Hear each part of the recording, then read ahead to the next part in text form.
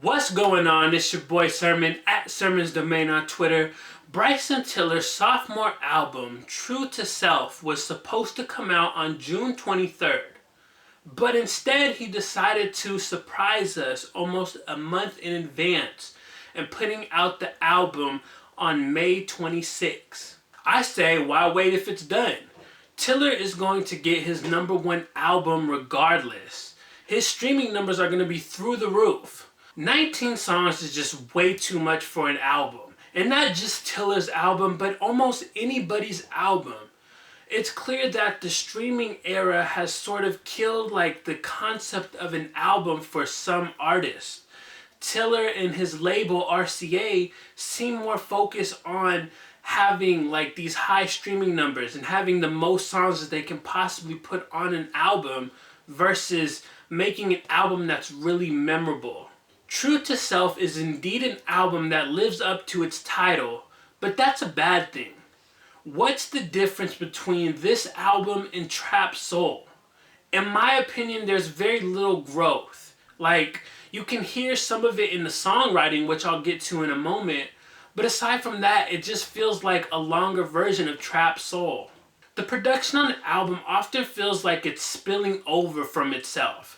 You have the first song and then the next song, and they all kind of sound similar. Now, there are a few beats on the album that stand on their own, but for the most part, you're getting the same kind of production from Trap Soul, and a lot of the beats do sound similar with minor tweaks. So basically, the production on True to Self is far from the best part of the album. I have two favorites that I want to highlight. The first one is Rain on Me. This is the intro to the album. It features a sample from SWV's Rain. When you start listening to the song, you're going to feel like Tiller is a changed man. Instead of all the dirty macking that he did on Trap Soul, this record finds him in new territory as he's trying to win over this woman. He's trying to chase her and convince her that she should be in a relationship with him. I want to grow gray with you, have a little baby with you. If anything on the album is new sounding, it would definitely be the writing.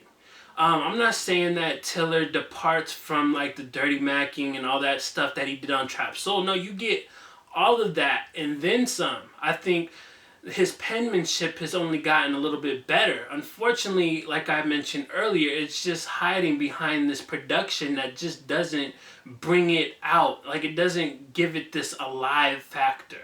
The other record I wanted to highlight is titled Before You Judge.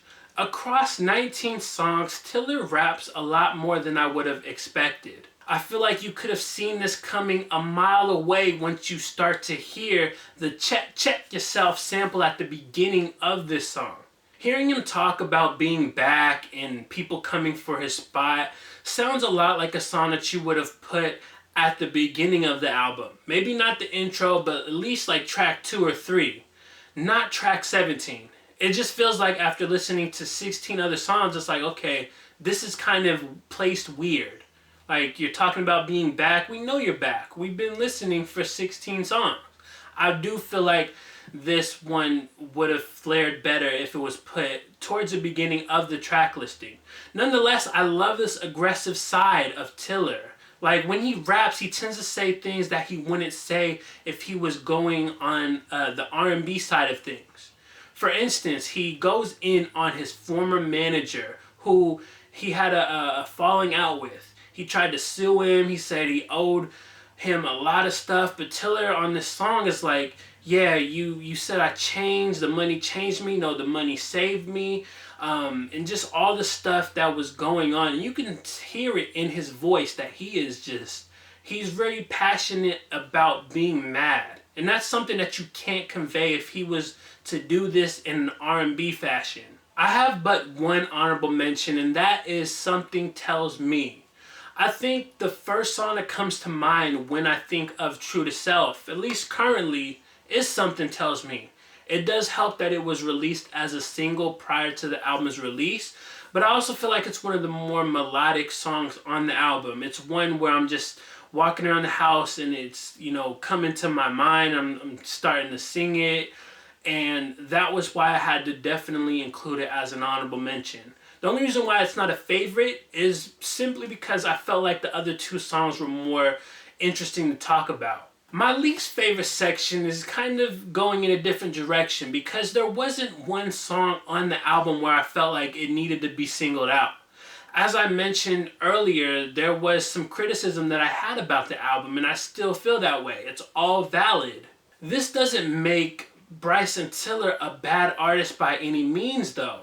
He can sing and he can write, and occasionally he can rap.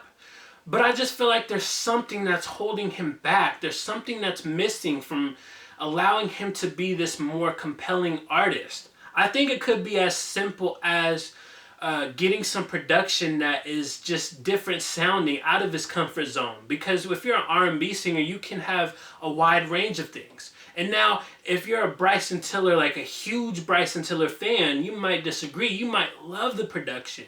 But me personally, I just can't get into it. If Bryson Tiller is content with not pushing himself as an artist, that is fine. We all get to a point where we're just in our comfort zone and it works. Yes, Bryson Tiller is going to do numbers with this album. He is a huge name. However, I'm not going to sit here and act as if all of the music is good. True to Self is a long, draining listen for me.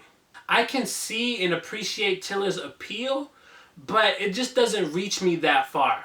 I enjoyed some of Trap Soul, yet I was hoping for something more on his sophomore album that ultimately it just doesn't deliver.